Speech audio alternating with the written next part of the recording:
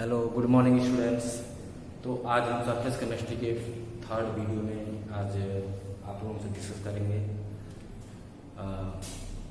Adsorption theory of heterogeneous catalysis. Adsorption theory of heterogeneous catalysis discuss करेंगे students. Okay, तो इसमें बच्चों होता क्या है कि कैटालिस्ट जो होता है सॉलिड स्टेट में होता है और जो रिएक्टेंट होता है वो या तो गैसियस या सॉल्यूशन के फॉर्म में होता है। तो माना जाता है कि ये जो रिएक्टेंट के मॉलिक्यूल होते हैं वो कैटलिस्ट के सरफेस पर एडजॉर्ब हो जाते हैं। और आप जानते हैं कि एडजॉर्प्शन जो होता है एक एक्सोथर्मिक प्रोसेस होता है। ओके, तो एक्सोथर्मिक प्रोसेस होने के कारण इसमें जो हीट रिलीज होती है वह रिएक्टेंट से प्रोडक्ट कन्वर्ट करने में यूज हो जाती है, अर्थात रिएक्टेंट की जो एक्टिवेशन एनर्जी जो रिक्वायर्ड होती है उसको प्रोवाइड कर देती है। इसीलिए जो कंसंट्रेशन होता है रिएक्टेंट का बढ़ जाता है। लीच एटेलियर प्रिंसिपल के हिसाब से जब रिएक्टेंट का कंसंट्रेशन बढ़ता है तो प्रोडक्ट की तरफ जो है रिएक्शन जो है प्रोसीड होने लगता है, फॉरवर्ड डायरेक्शन रिएक्शन प्रोसीड होने लगता है। ठीक है, तो एडजॉर्प्शन थ्योरी में बच्चों जो है ये 5 स्टेप में ये कंप्लीट होगा। 5 स्टेप्स होंगे बच्चों। इसमें पहला स्टेप होता है diffusion of reactant. Diffusion of reactant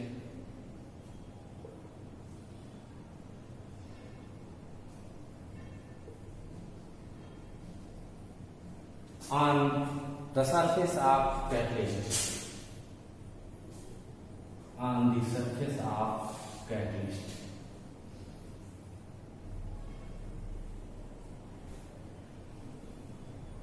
okay, पहले स्टेज में बच्चों जो रिएक्टेंट के मॉलिक्यूल्स होते हैं वो कैटलिस्ट के सरफेस पर डिफ्यूज हो जाते हैं, सरफेस के पास आने लगते हैं। दूसरे स्टेप में बच्चों एडजॉर्प्शन होता है।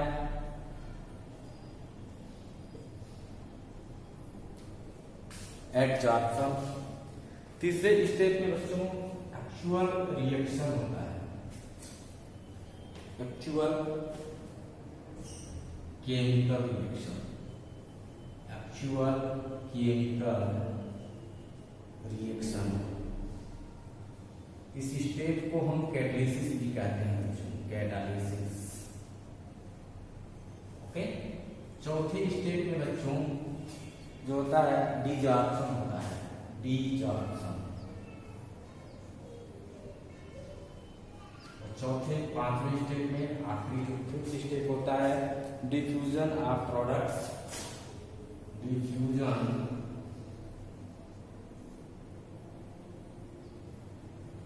of products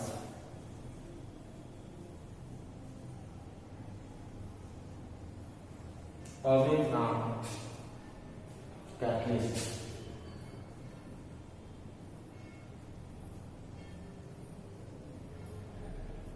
ठीक है, ये 5 स्टेप होता है। इन्हीं 5 स्टेप्स में जो होता है एडजॉर्प्शन थ्योरी पूरी होती है। ओके, तो आइए हम इसको डायग्राम के रूप में दिखलाने का प्रयास करते हैं। हमारा ये रिएक्टेंट है बच्चों, सॉरी ये जो है इसको हम बना रहे हैं कैटलिस्ट।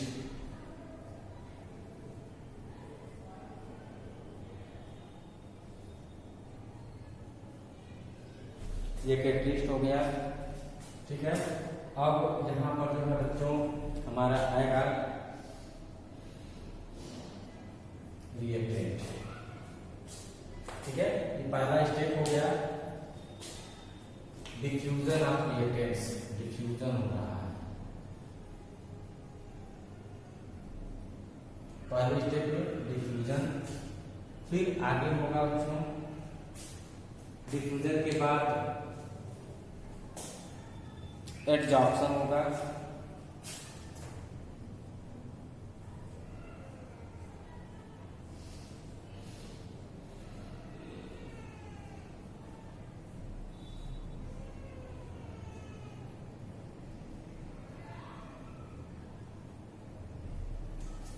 इस स्टेप को कहेंगे एडजॉर्प्शन।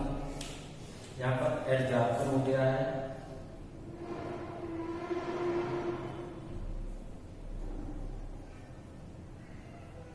अगले स्टेप में एक्चुअल केमिकल रिएक्शन होगा, अर्थात जो रिएक्टेंट है उनके बीच बांड बनेगा इस तरह से।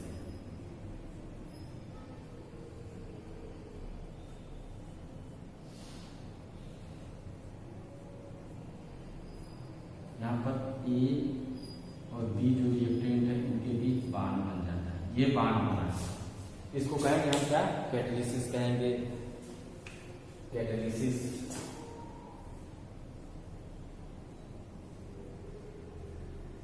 अगले स्टेज में बच्चों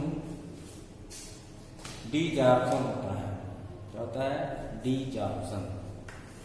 डीजॉर्प्शन में क्या होगा, कैटलिस्ट फ्री होने लगेगा, वहां से प्रोडक्ट जो होंगे वो अलग हो जाएंगे।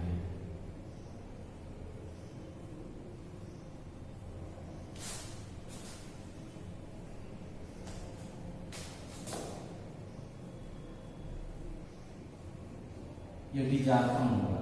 यहाँ पर क्या हो रहा है, डीजॉर्प्शन।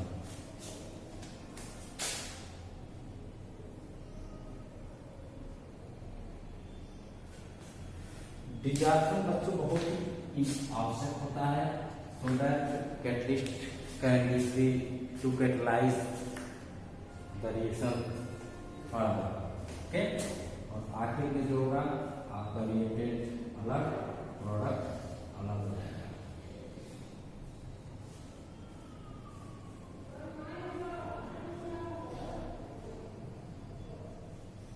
ये आपका कैटलिस्ट हो गया और ये प्रोडक्ट हो गया।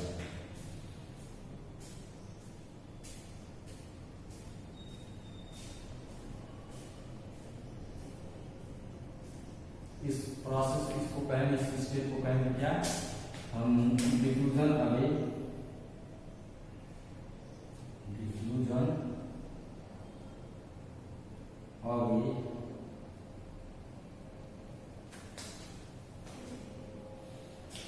diffusion of products away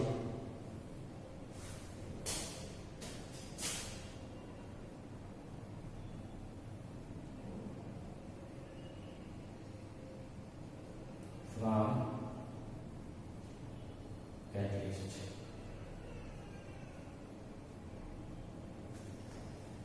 तो ये बहुत ही कठिन नहीं है बच्चों, बहुत ही आसान होता है।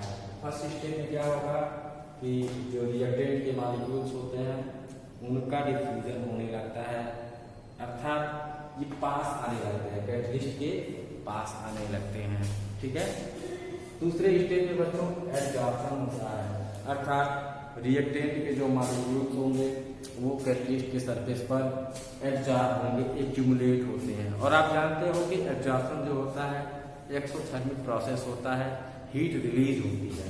तो हीट जब से रिलीज होता है बच्चों, वो क्या करता है कि रिएक्टेंट मॉलिक्यूल्स की जो एक्टिवेशन एनर्जी जो होती है वो प्राप्त हो जाती है, अर्थात ये रिएक्ट करने लगते हैं। अगले स्टेप में रिएक्शन होता है, ए और बी जो रिएक्टेंट मॉलिक्यूल्स हैं उनके बीच बॉन्ड बनने लगता है, चेंज होने लगता है, इंटरमीडिएट मॉलिक्यूल बन गया, कैटालिसिस हो गया। और उसके बाद बच्चों चौथी स्टेप में क्या होता है, डीजॉर्प्शन होता है। जो प्रोडक्ट बना हुआ है वह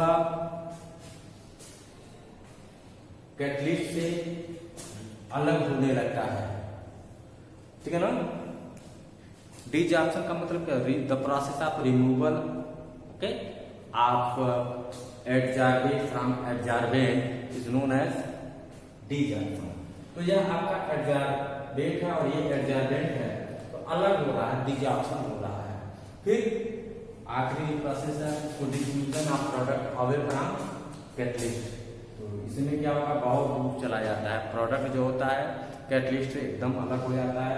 कैटलिस्ट फिर जो है आगे कैटालिसिस करने के लिए फ्री हो जाता है। ओके बच्चों, तो यार इसको बना लो, नोट कर लो। हो गया, पास करके नोट कर लीजिए, वीडियो को पास करते हैं, नोट कर लेते हैं, मिटा जाए। चलिए मिटाते हैं।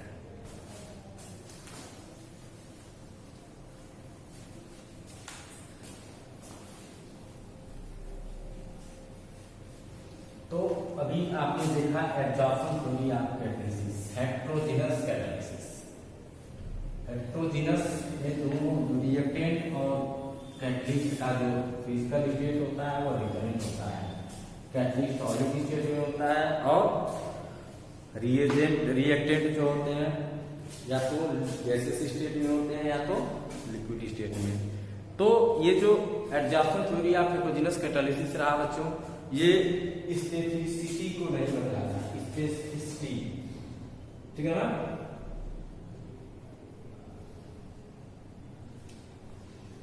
अब है बच्चों जियोलाइट। आइए हेडिंग लगाते हैं जियोलाइट। जियोलाइट क्या होते हैं?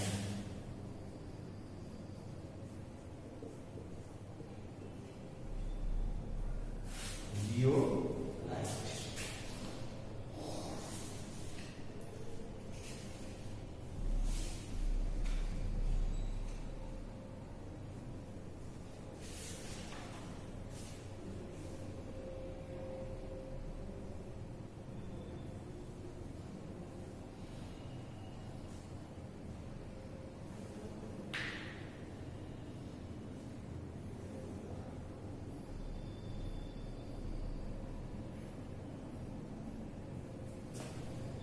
Zeolites are, zeolite क्या होता है दोस्तों? Zeolites are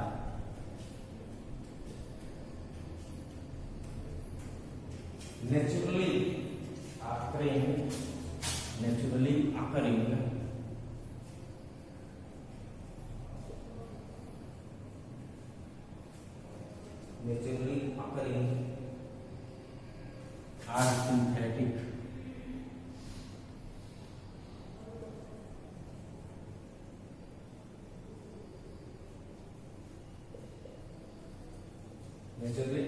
are synthetic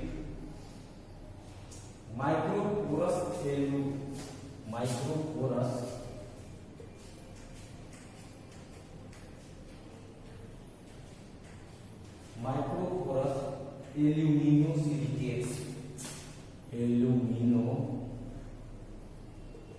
aluminosilicates, okay।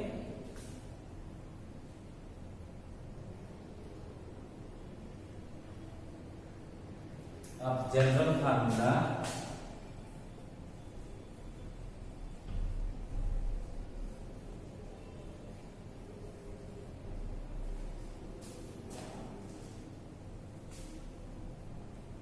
m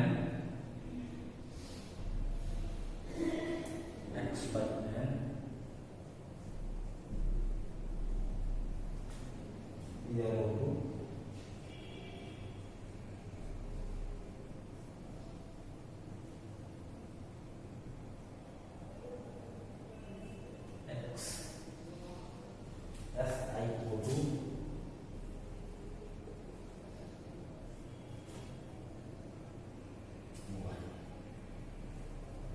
dot MH2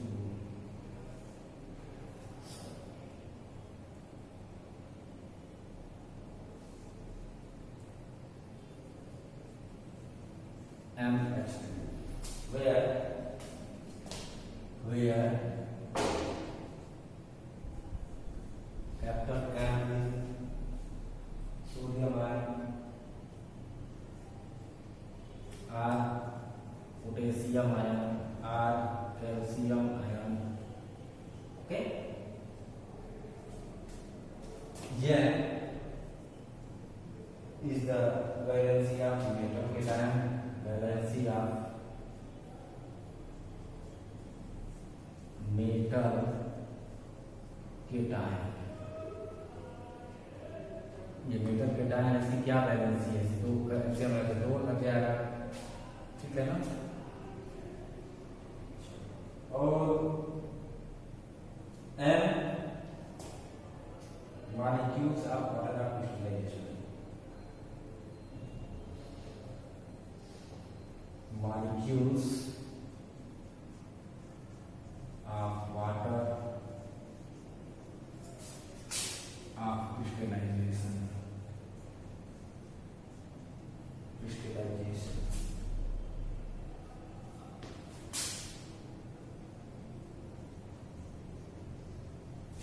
okay, ये हो गया।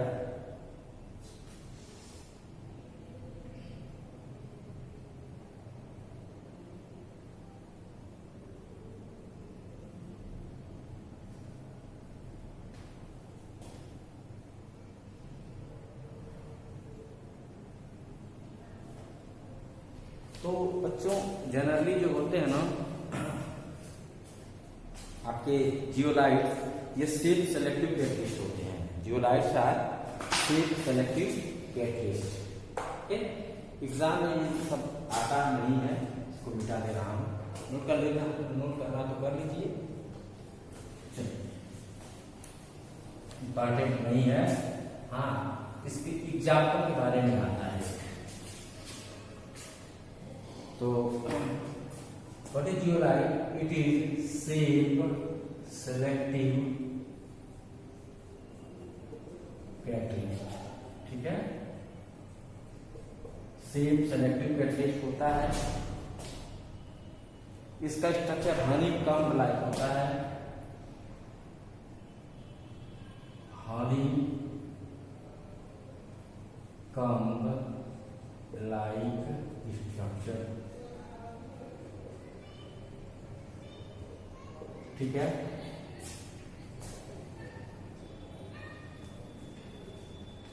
इस तरह कुछ होगा, एल्युमिनियम होगा, ऑक्सीजन होगा, सिलिकॉन होगा, इस तरह का एक पैटर्न, रिपीटेड पैटर्न होता है। रिपीटेड पैटर्न, इसी का रिपीटेड पैटर्न। ओके,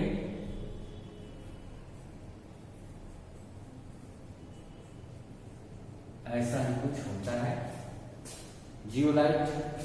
इसका बच्चों एग्जाम्पल देखोगे, एग्जाम्पल आता है एग्जाम में ZSM5। ठीक है, ZSM5 जो है एक सेल्फ सेलेक्टिव कैटलिस्ट है। ठीक, और इसका यूज होता है बच्चों, इट इज यूज्ड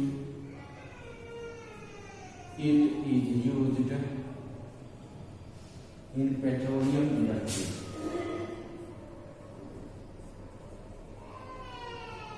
बहुत इंपॉर्टेंट है ये,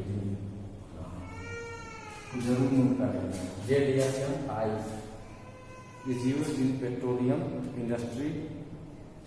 ये करता क्या पेट्रोलियम इंडस्ट्री में? ZSM5 क्या करता है? क्रैकिंग करता है,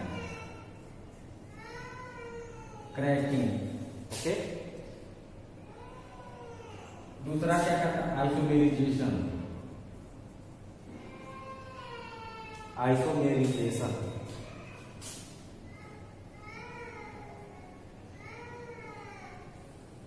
क्रैकिंग ऑफ हाइड्रोकार्बन्स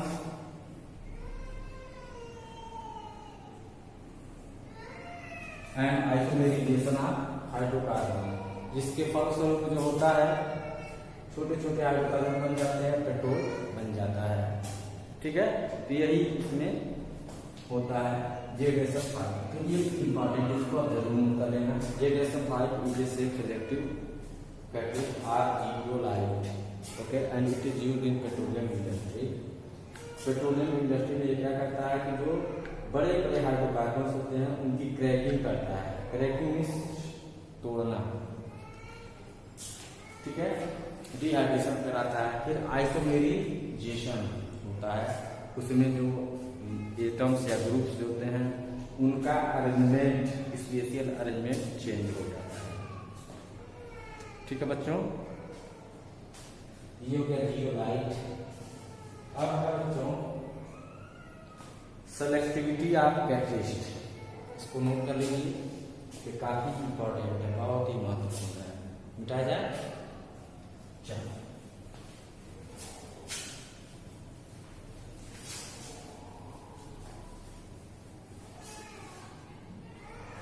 अगला हेडिंग लगाएंगे बच्चों, selectivity of catalyst. Selectivity of catalyst.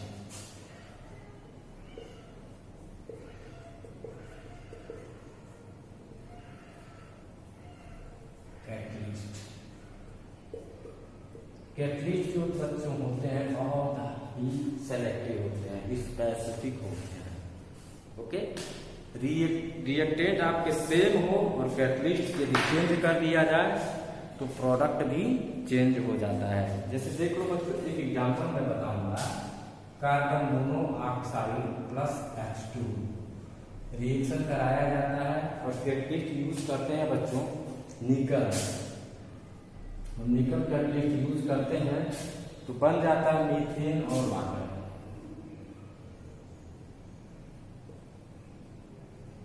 ठीक है, सेम रिएक्टेंट रहता है, कैटलिस्ट चेंज कर देते हैं। निकल के जगह पर अब हम कॉपर या जिंक ऑक्साइड यूज करते हैं या तो CrO3 यूज करते हैं तो बन जाता है बच्चों अल्कोहल। प्रोडक्ट एकदम चेंज हो गया। अल्केन बन रहा था, वाटर बन रहा था, जब देखिए कैटलिस्ट यूज कर रहे थे, अभी कैटलिस्ट चेंज किया, रिएक्टेंट सेम रहा, प्रोडक्ट डिफरेंट हो गया, अल्कोहल हो गया। एक और देख लो, कार्बन मोनोऑक्साइड प्लस वाटर। अब की बार हम केवल और केवल कॉपर कैटलिस्ट यूज करेंगे तो हमारा बन जाएगा बच्चों एल्डिहाइड। एल्डिहाइड बन जाता है। अब बैलेंस कर लेते हैं ये सबको। तो यहाँ पर कार्बन 1 है, हाइड्रोजन 2 है, इधर 6 है, 3H2 लगाना पड़ेगा। यहाँ पर कार्बन 1, हाइड्रोजन आपका 2H2 देना पड़ेगा। ये बैलेंस है। तो देख रहे हैं कि रिएक्टेंट सेम पर प्रोडक्ट डिफरेंट होने, सॉरी कैटलिस्ट डिफरेंट होने पर हमारा प्रोडक्ट डिफरेंट हो जाता है। तो यहाँ पर देख रहे हैं कि हमारा रिएक्टेंट सेम है, सिर्फ कैटलिस्ट चेंज कर रहे हैं तो प्रोडक्ट्स डिफरेंट हमको मिल रहे हैं। इस प्रकार से हम कह सकते हैं कि catalyst are highly selective. Okay, highly selective.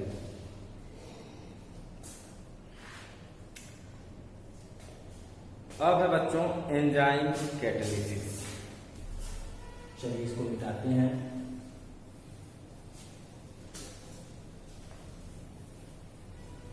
Heading लगाइए एंजाइम कैटालिसिस।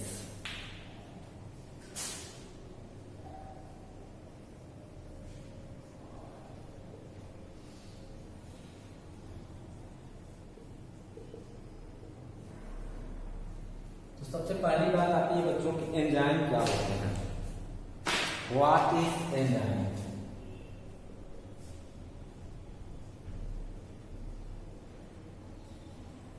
तो enzymes are nothing, they are biocatalyst. Enzymes are biocatalyst, okay, and they catalyse the biochemical reactions. They catalyze biocatalyst. They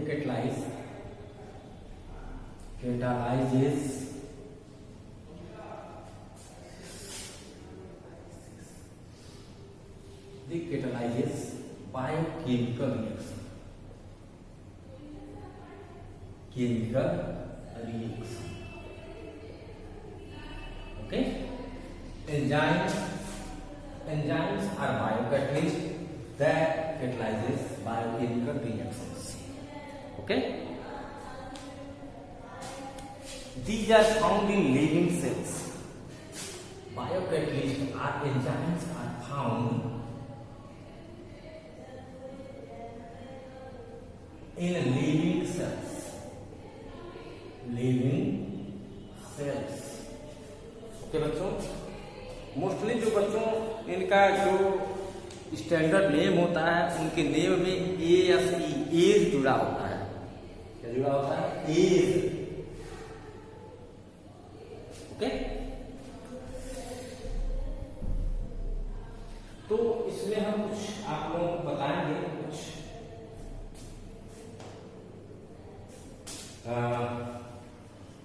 कुछ एग्जाम्पल दे देते हैं जो कि important भी है। तो एक बच्चों हम ले लेते हैं inversion of cane sugar. Inversion of cane sugar. Examples, inversion of cane sugar, cane sugar. इसमें होता क्या है बच्चों कि हमारा जो केन शुगर होता है C12H22O11, इसकी हाइड्रोलिसिस होती है। ओके, और कौन कराता है इसको, कैटलाइज कौन करता है, इन्वर्टेज एंजाइम, इन्वर्टेज, ठीक है।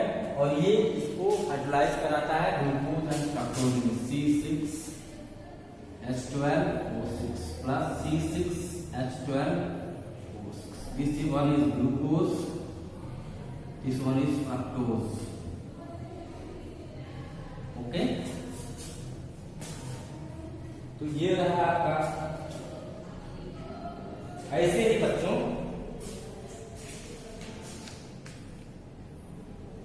Conversion of glucose into ethyl alcohol, conversion of glucose into ethyl alcohol, conversion of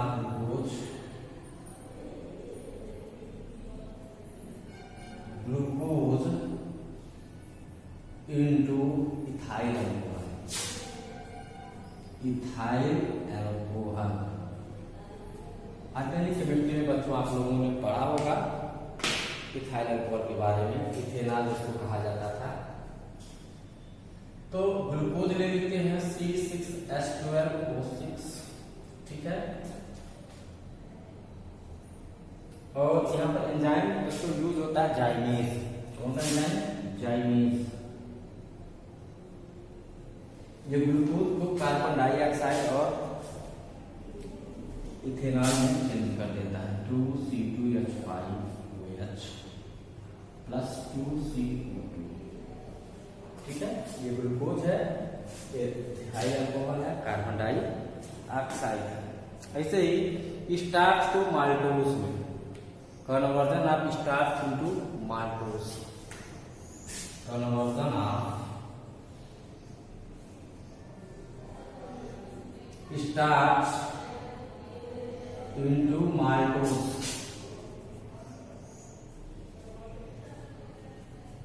starch का माल्टोज में कन्वर्जन,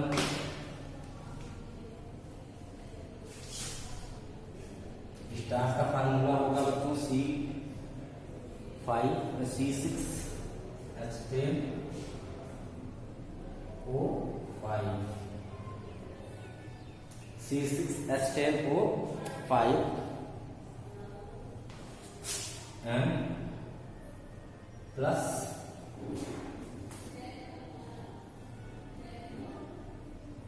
NH2, हाइड्रोलिसिस होती है पॉलीसैकेराइड को डाइसैकेराइड में चेंज कर देता है। और यहाँ एंजाइम यूज होता है बच्चों, एंजाइम जो होता है डायस्टेज, डायस्टेज DIASTAZ चेंज कर देता है माल्टोज में, C12H22O11, ये माल्टोज हो गया, ठीक है। ऐसे ही बच्चों माल्टोज को ग्लूकोज में, conversion of maltose to glucose,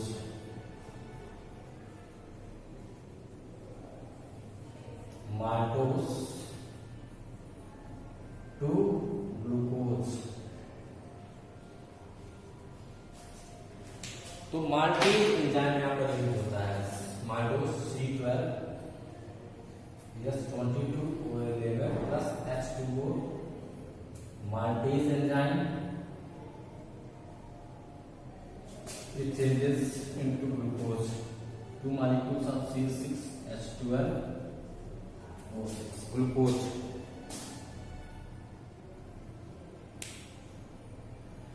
ऐसे ही यूरिएट जो होता है वह यूरिया को अमोनिया और कार्बन डाइऑक्साइड में चेंज कर देता है, ठीक है। तो इसको आप नोट कर लीजिए। ये कुछ एग्जाम्पल्स लग रहे हैं एंजाइम कैटलिसिस के।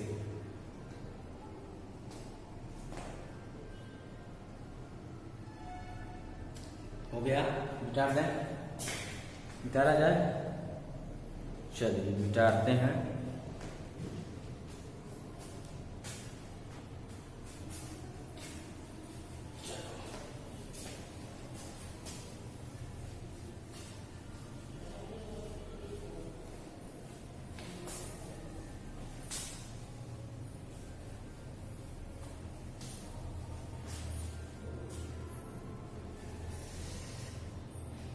अब है बच्चों enzyme mechanism of enzyme catalysis, mechanism of enzyme catalysis.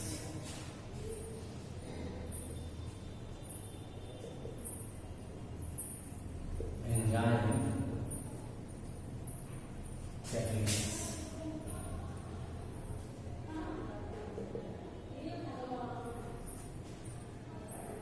Enzyme catalysis कैसे होती है?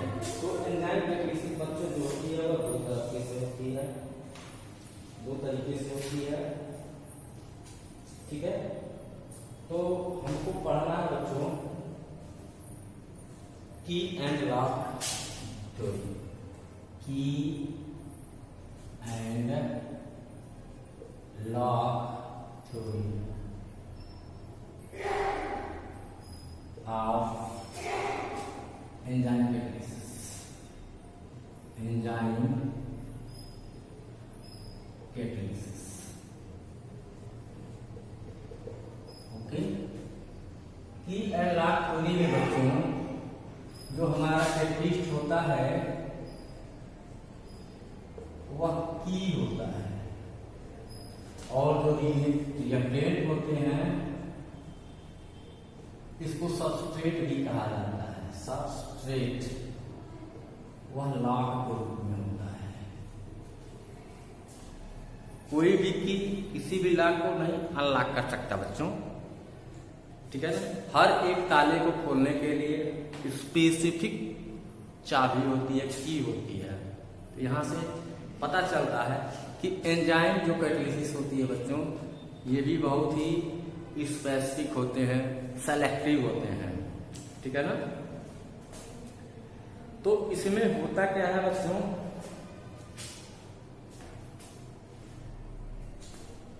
पहले स्टेप में 3 स्टेप में यहां पर भी ये होगा। पहले स्टेप में step 1 binding of enzyme to substrate, binding of enzyme to substrate, okay, to form an activated complex, to form an activated complex. Enzyme E plus substrate S gives ES, ठीक है। और ये होता है बच्चों ये रिवर्सिबल होता है प्रोसेस, रिवर्सिबल। ये क्या है? Enzyme substrate complex, activated complex. दूसरा स्टेप होता है step 2 product formation in the activated complex, product formation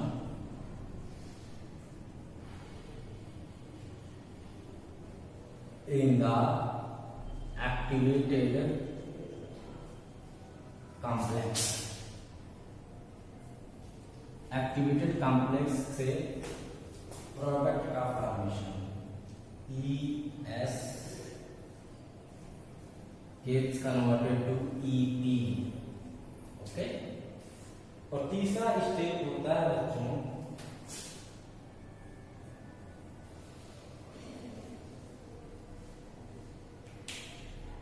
decomposition of EP, decomposition of EP into products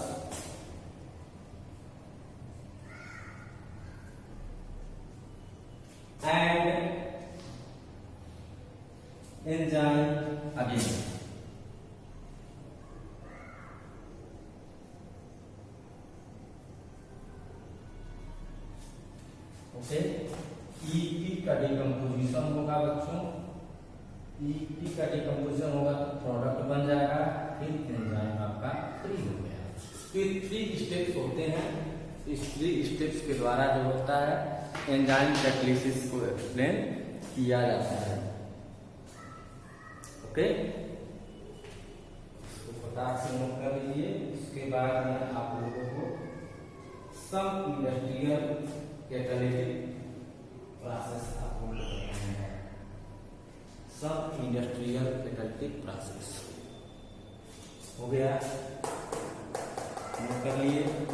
क्या है? चलो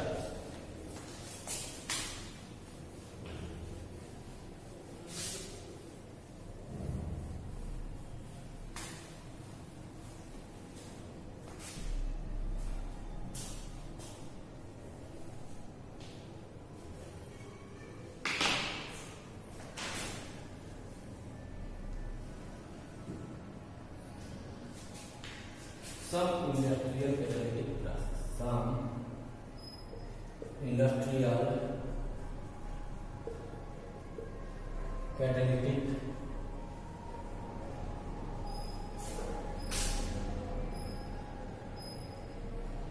process। ओके, हेडिंग लगा लीजिए और बहुत ही इंपॉर्टेंट होता है। तो बच्चों इसमें पहला आप लिखोगे Haber process, Haber process. Haber process से बच्चों अमोनिया बनता है। क्या बनाया जाता है? अमोनिया। रिएक्शन क्या होता है? N2 + 3H2 gives 2NH3।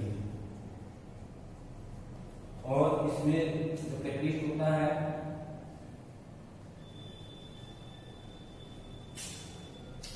Iron होता है और मॉलिब्डेनम होता है। ठीक है,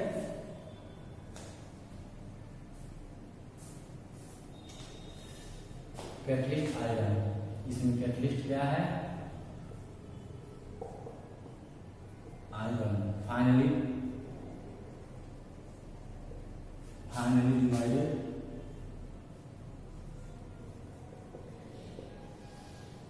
iron and molybdenum, it is catalytic promoter, catalytic promoter, molybdenum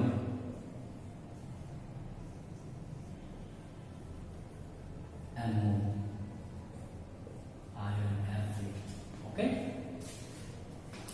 ऐसे ही दूसरा बच्चों कॉन्टैक्ट प्रोसेस से H2O सुपर बनाया जाता है। Contact process is used to make H2SO sulphuric acid. ठीक है, सल्फ्यूरिक एसिड। इसमें बच्चों क्या होता है? सल्फर डाइऑक्साइड जो होती है उसको सल्फर ट्राइऑक्साइड में चेंज किया जाता है। और जो कैटलिस्ट यूज होता है प्लेटिनाइज्ड एस्बेस्टस,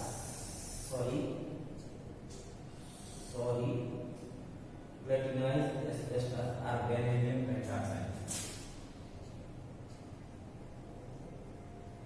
और प्लेटिनाइज्ड एस्बेस्टस।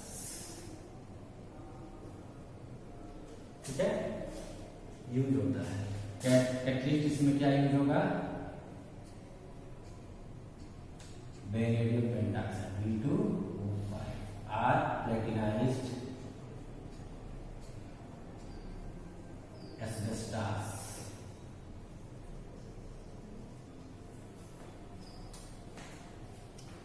ऐसे ही पोस्टवाल प्रोसेस होता है बच्चों।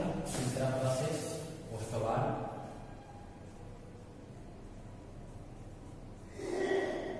क्या बनाया जाता है? नाइट्रिक एसिड रिएक्शन इसका देखना चाहेंगे तो रिएक्शन होता है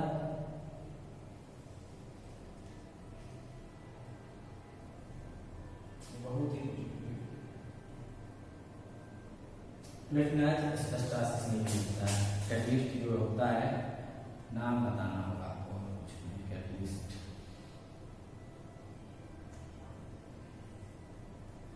प्लेटिनाइज्ड एस्बेस्टस। Okay, platinised asbestos. तो यही सब है। उसके बाद आपको अगले वीडियो में इसमें जो बचा हुआ है कोलाइडल स्टेट ये आपको बताया जाएगा। Thank you very much.